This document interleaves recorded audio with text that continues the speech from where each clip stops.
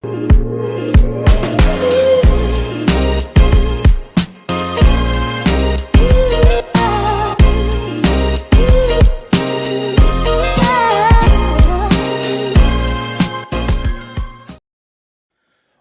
going on, people? Welcome back to Curtis Shaw TV, back with another transfer update video. Happy Monday to everybody tuning in today. Hope you've started the week well, and let's hope we can get some news this week for Arsenal, man. You know, it's funny, you know, the transfer window has not opened long, and I already feel very impatient. You know, seeing other teams buy players, seeing us linked with everyone, sign no one kind of thing is already becoming a little bit irritating as an Arsenal fan. But hopefully something gets done this week. The fixtures, I believe, come out this Thursday. So, of course, we'll know who we're playing first game of the season. And you know, we can't afford to have that start to the Premier League season that we had last year when we didn't seem prepared for the first game of the season. For everybody tuning in today, I will be back on the live stream tomorrow. Kevin Campbell will be joining me, so make sure you join me for that. We'll briefly look over the end of last season. We'll look ahead to the season coming up and potential transfer targets, so make sure you join me for that around 2 p.m. tomorrow, people. Let's talk transfers today. And make sure you like the video and subscribe as well. And I appreciate all the support that you've been throwing on these videos. Much appreciated. Let's talk about the big headline story of today, people. As you can see from the title, Victor Osimhen. Victor Osimhen, the Nigerian international striker, plays over there in Italy for Napoli. Now, according to reports today, Arsenal have had an offer of £51.2 million rejected for Napoli striker Victor Osimhen, who has been involved in 18 goals in 23 appearances this season. And they're trying to get a deal over the line for him. And I just think this story is to fill a newspaper, in my opinion. Do I think Arsenal have interest in Victor Osimhen? Yes. Let me just break down why I don't really believe this story, people. Napoli bought Victor Osimhen for £64 million. His stock has definitely risen since he's been at Napoli. He's a bigger striker in world football now than when he was playing in France.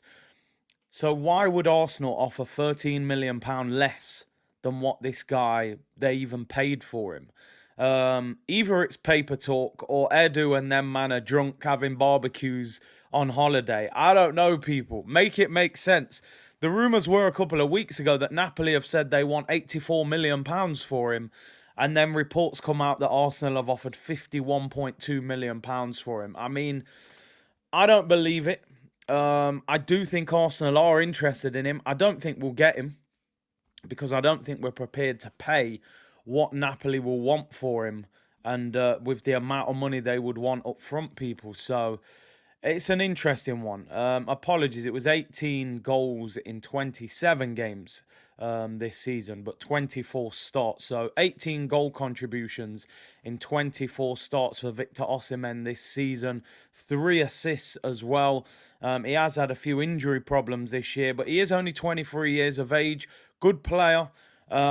I would personally love to see him at Arsenal. I don't think he's worth £84 million. But you're not going to get him out of Napoli on the cheap. That is the problem. He's got a long time left on his contract. Their chairman is notoriously difficult to negotiate with. That's why you've seen the likes of Koulibaly at Napoli for so long. And I just don't see this deal happening at all.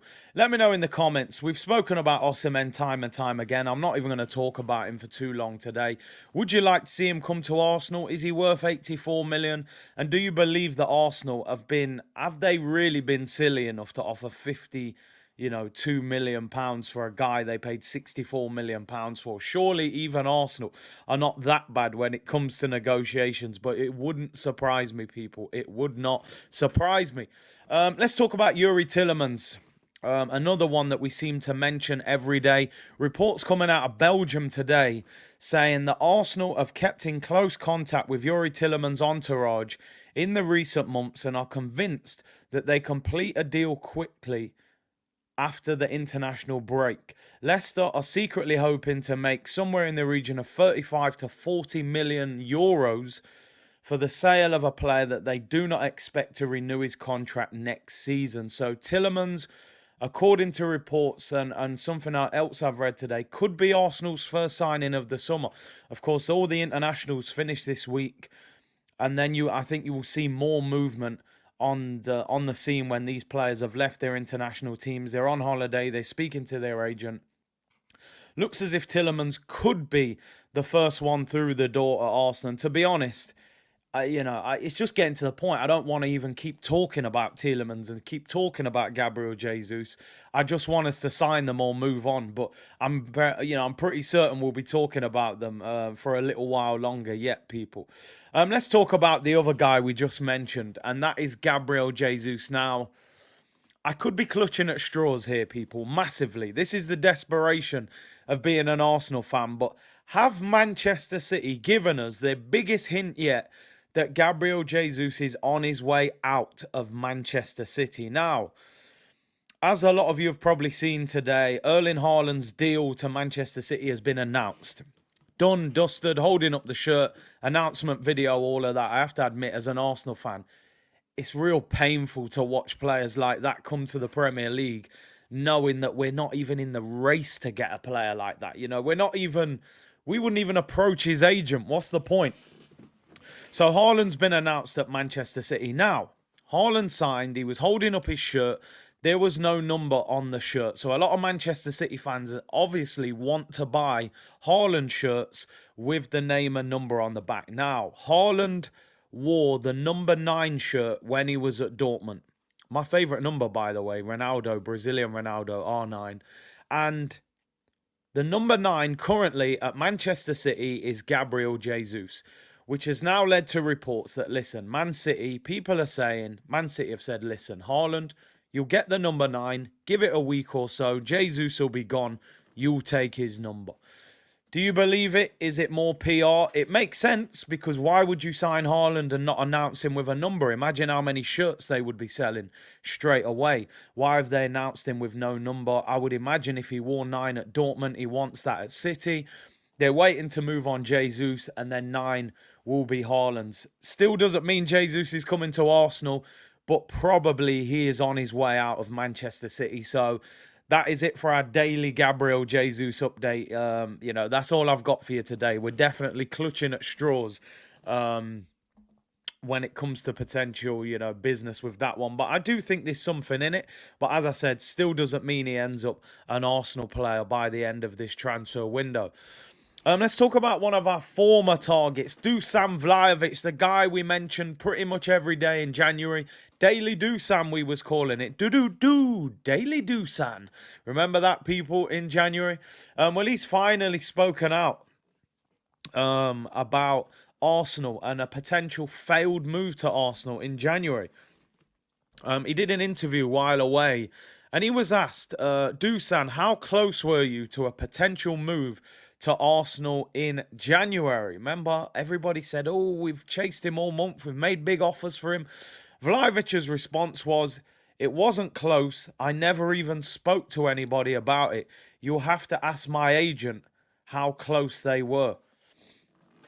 He said he was only interested in moving to Juventus. I mean, we heard reports they was ignoring the phone like a clingy ex that can't let go, 30 missed calls. It was all mad, people. But listen, there's no point talking about it for too long.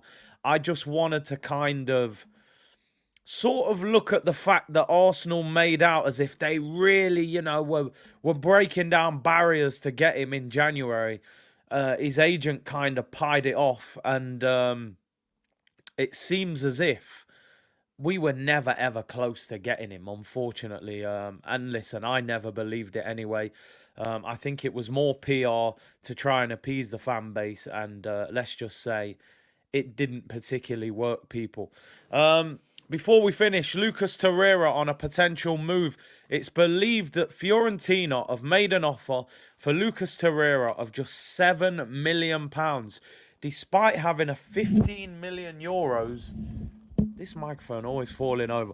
Despite having a 15 million euro buyout clause at the end of the season, they have decided to offer less than 50% of what the potential deal was. I mean, this is what happens when people don't respect you in the transfer market. They offer peanuts for your players.